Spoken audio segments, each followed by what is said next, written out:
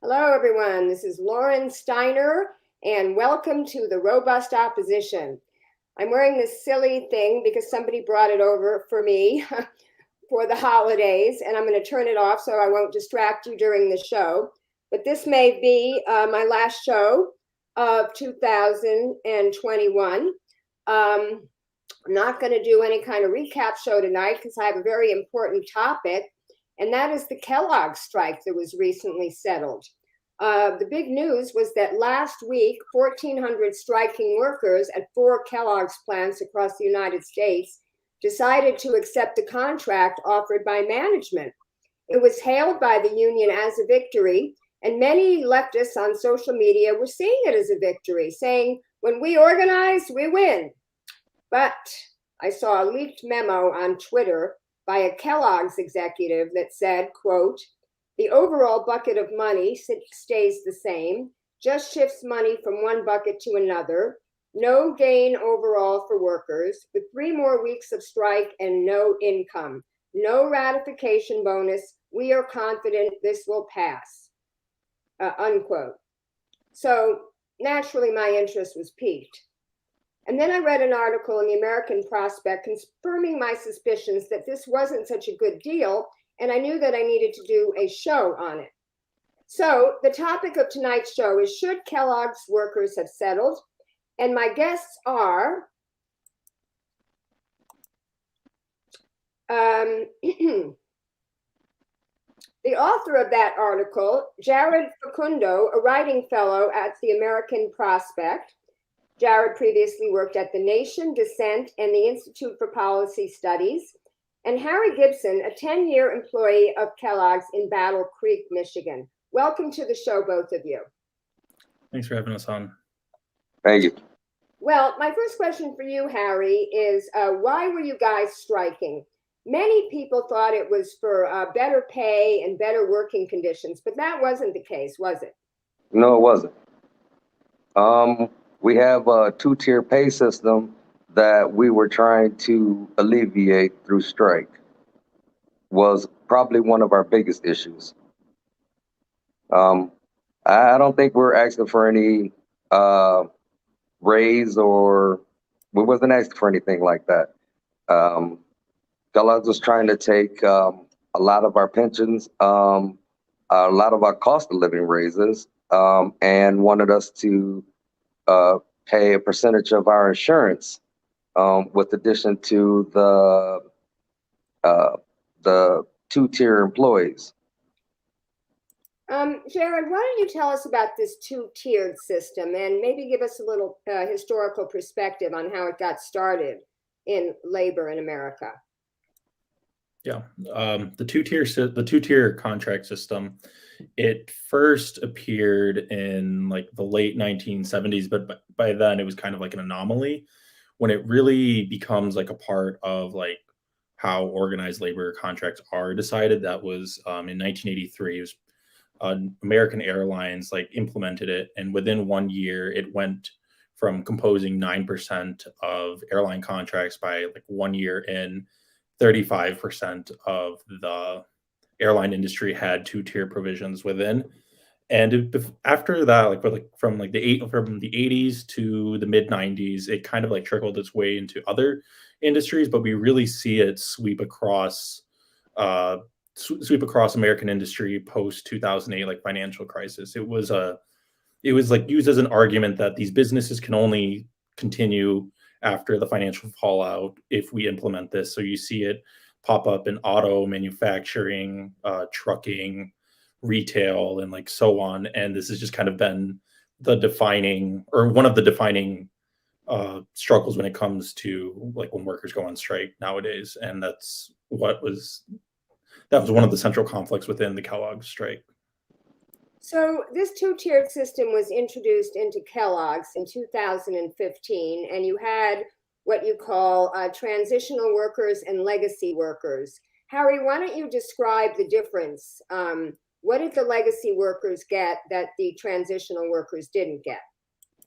The legacy workers receive 100% health care. The legacy workers also receive a pension. Legacies also receive a great deal amount more per hour. We also received 2 more paid holidays. I think that's about it. Now, wasn't it really about like $33 an hour was the average pay for the legacy workers, and the transitional workers were making, what was the transitional pay, Jarod? It was in your article. I reported that it was $19 to $20 an hour, depending on the job. Right. Yes. So that's a big difference. Now, when it was introduced, it was expected that the transitional workers would become legacy workers, but that didn't really happen, did it? No. I mean, No. yeah. As people retire, the reason for the transitional program, as people retire, we were supposed to replace the not laid off, but the retired employees with the transitional employees, so they could become legacy employees. But we've had about 15 people retire since this program, and no one but one person in our plant has moved to a legacy employee. Now, Jarod, you write that they are, there's a lot of moving of these factories, closing of factories, moving workers overseas. Talk about the history of Kellogg's, maybe in Battle Creek specifically, what a big portion of that community the company was, and what it's kind of whittled down to over the years. Yeah, according to like reporting that I found from Bridge, Michigan, and like it's a nonpartisan publication, they reported that in 1970 there were over like 3,400 members of BCTGM between the North plant and the South plant that like no longer exists in Battle Creek. And within 20 years, that number goes down to around 2,100 or 2,400.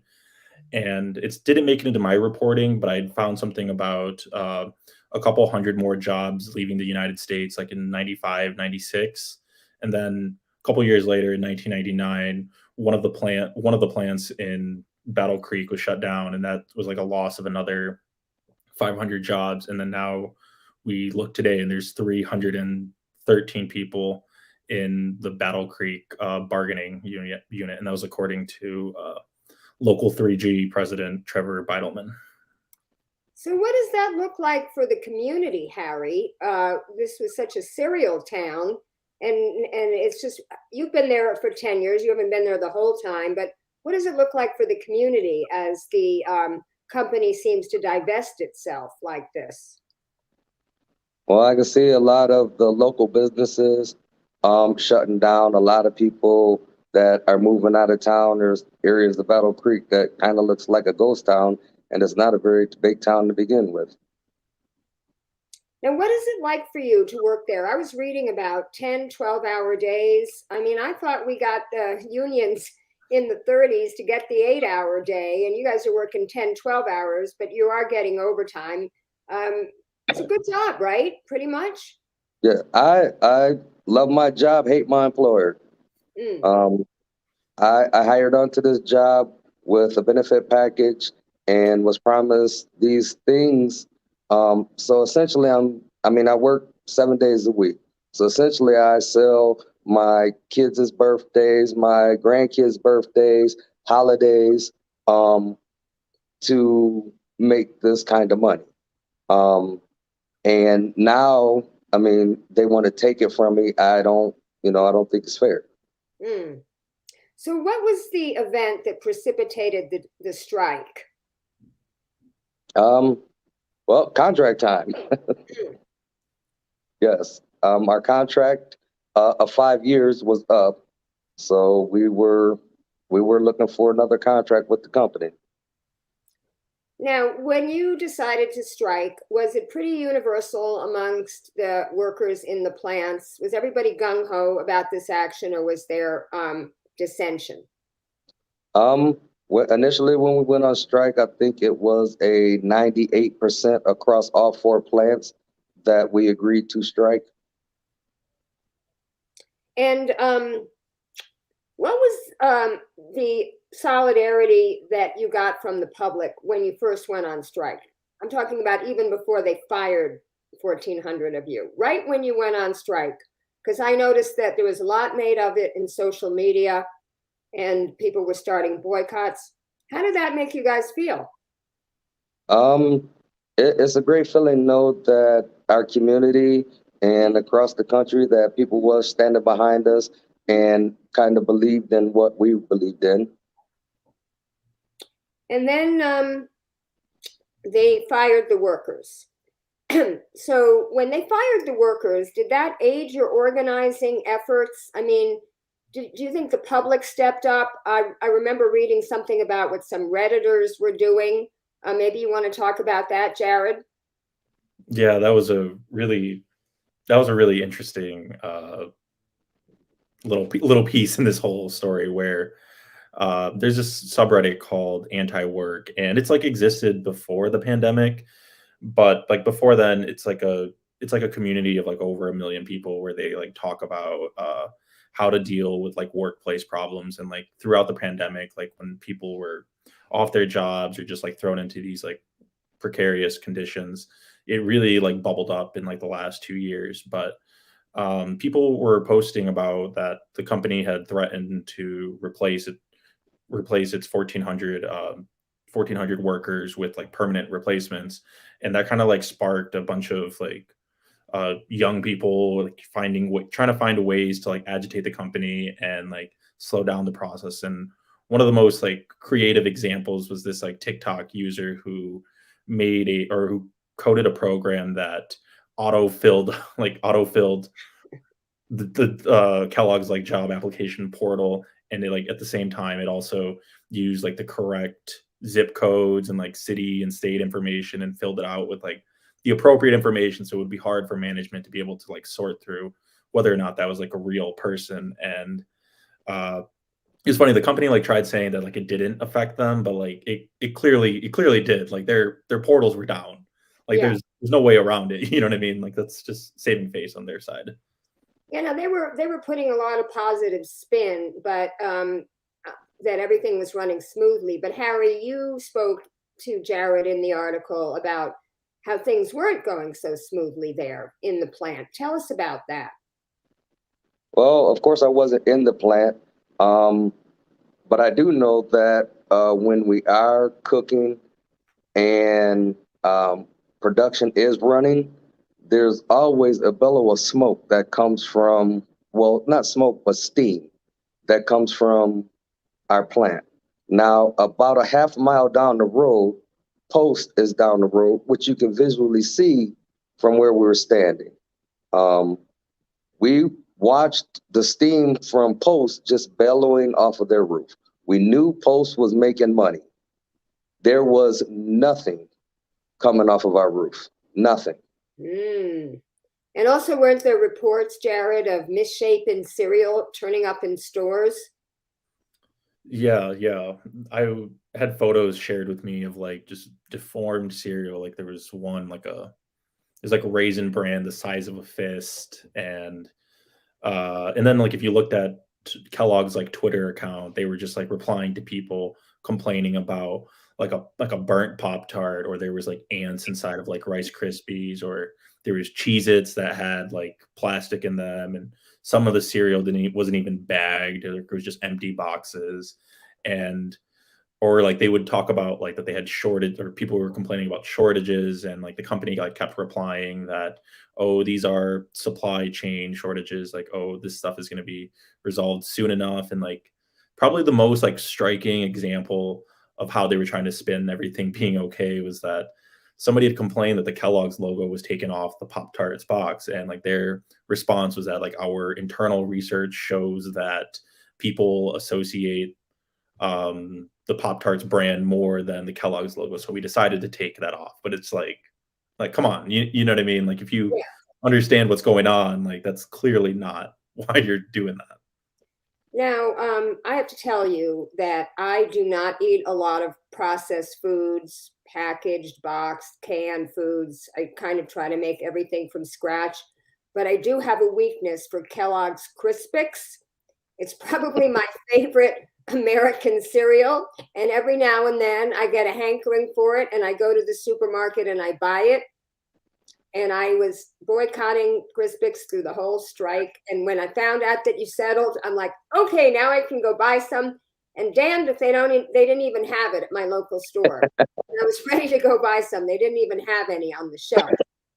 But let me ask you about the scabs, as they're called. So, you see movies about strikes and people that cross the picket line and fights from the workers, kind of trying to make life difficult for the scabs.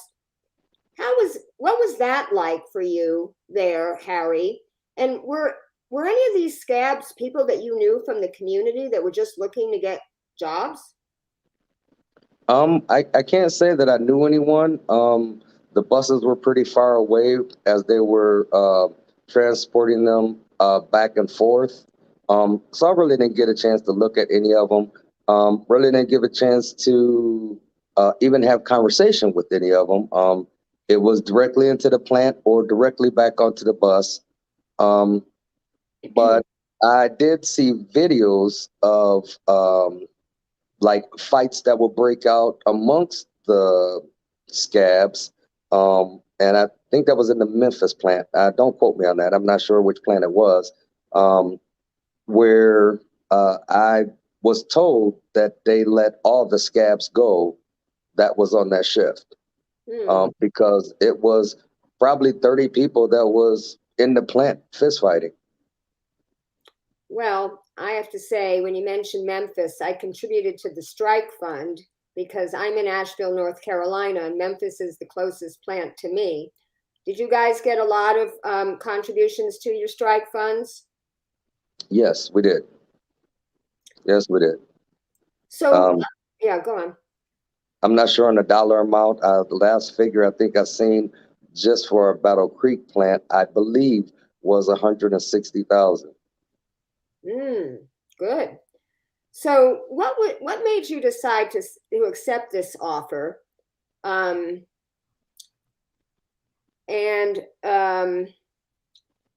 Actually, no, before I say, what was the offer that was described in that leak memo? And then tell me why you feel it's not a good deal. Well, it was the same deal that they offered us in October 4th when we walked out. The only difference is that they moved some of the money that was offered to us as a raise. They moved some of the money to where we wouldn't get it over a period of 2 years, but we would get it over, right now. That was the only difference. It was a garbage contract then, and I believe it's a garbage contract now.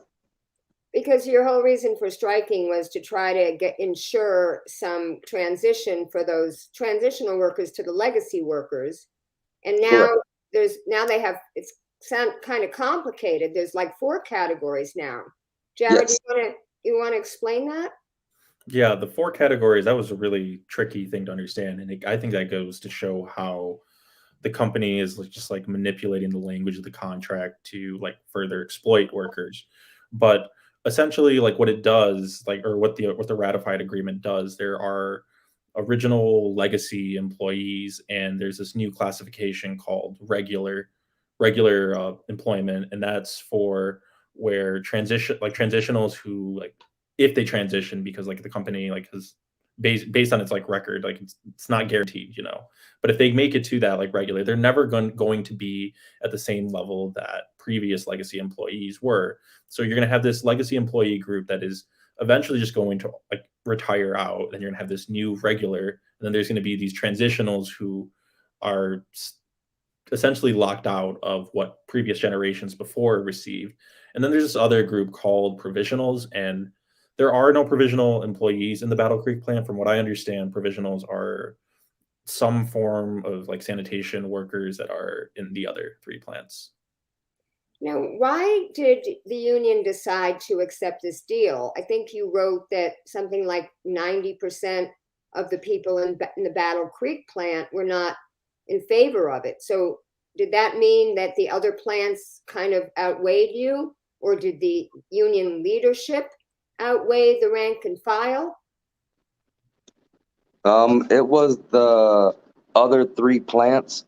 The leadership at the other three plants, they convinced the hourly employees that it would be in their best interest to vote this contract in due to the fact that Kellogg's was replacing all of us as employees.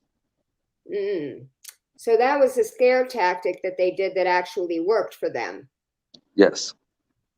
So you would have rather seen you guys hold out, right? What do you think would Oh, have happened? absolutely. What do you think would have happened?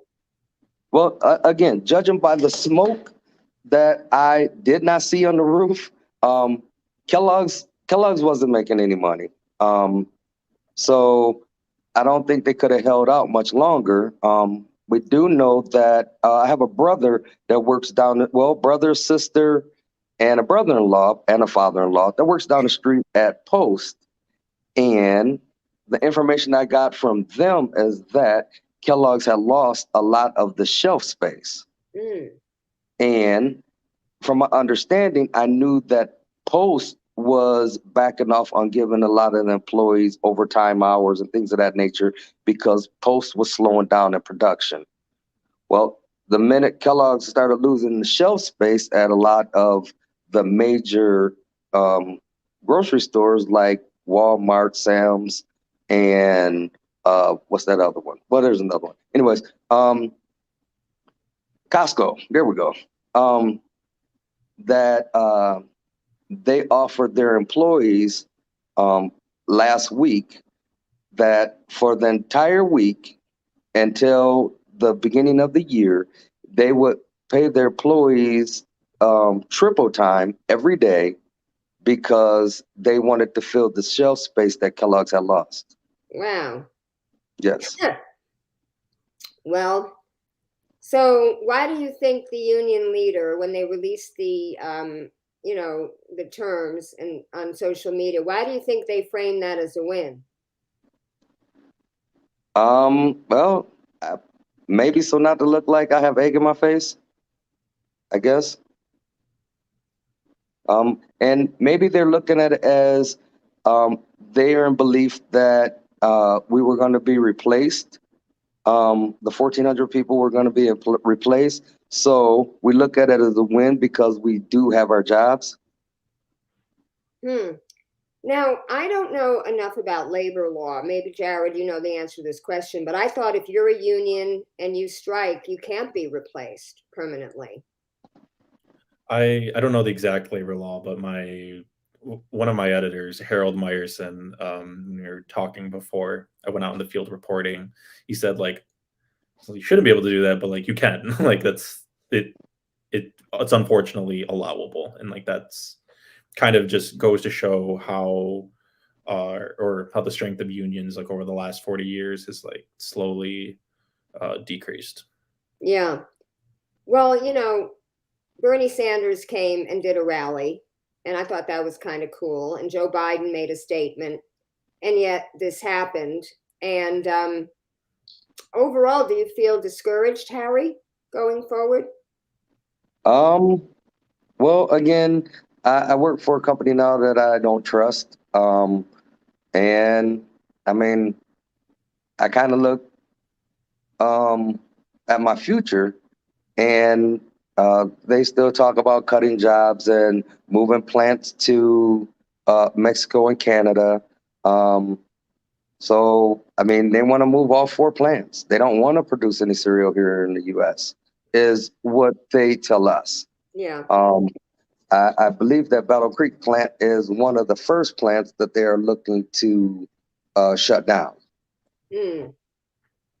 When I was talking to the local 3G president, the one in Battle Creek, one of the things like he told me that like stuck with me was that unlike in the other plants, the workers in Battle Creek are used to Kellogg's like strong arm tactics. Like these aren't new. Like in a way, it seems like the workers in Battle Creek are like desensitized to what the company does. Like I heard that the job cuts that were like announced in 2015, they never like actually happened, or if they did, there wasn't as many as they said they would. Which 5 years later, with the contract that was first offered in October, a couple weeks beforehand, I think it was like 225 jobs were going to be cut from the Battle Creek plant by the end of 20 or by the beginning of 2023. And like out of those, like I think 175 of them were union jobs. And it's like as far as we're concerned, that the ratified contract didn't stop that, but it's also like whether or not the company is actually going to do that. So it's one of those things where they're used to these threats. So there's like a certain level of distrust in Battle Creek that doesn't seem like it appears in the other plants. I just put up a comment from a viewer. I don't know if you could see it, but that kind of makes sense. Can you guys see that comment? Yes. Yeah. Well, this has really been an interesting year for labor, the pandemic. There have been a lot of strikes. I think they called it Striketober. I know in November, the John Deere workers settled their strike successfully, according to them. And just recently, the University of California workers settled their strike. And a lot of employees are unionizing for the first time. I was on a show the other day. I was discussing the successful union drive in Buffalo of one Starbucks store, and 2 others are probably going to vote to go along. Bless you. Thank and you. Today I read in a very encouraging tweet from a barista at a Starbucks in Knoxville, Tennessee, that they're going to try to do the same thing. So what advice, Harry, would you give to young people today who don't have a union, who are trying to start a union, to try to prevent what happened to you from happening to them? To hold the line, to stick with what you believe in, and hold the line. It's hard out there. It's very hard out there. But hold the line. Any last words from you, Jarod? Yeah, I'll keep it short. One of the things that I'm like keeping my eye on going forward is we seem to have there's like an organized labor resurgency, but I think what like my reporting in Kellogg's like demonstrated is like we need to like read between the lines and see what what these contracts are actually being agreed on. Hadn't reported on any other strikes this year, but it makes me want to go back and like see what was actually like settled on. Is it just like a reinforcement of the 2-tier system before? And it's like that's kind of what's on my radar and how I'm thinking about these issues going forward. Well, I want to thank you both for being on the show. I want to wish you a very happy new year.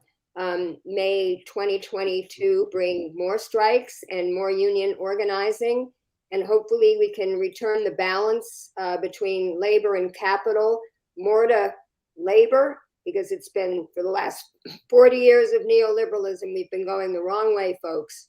So I want to thank my guests for being on the show, and I want to wish everybody a happy new year. Please share this show and keep fighting. Thank you for having us on. Thank you. Bye-bye. Bye-bye.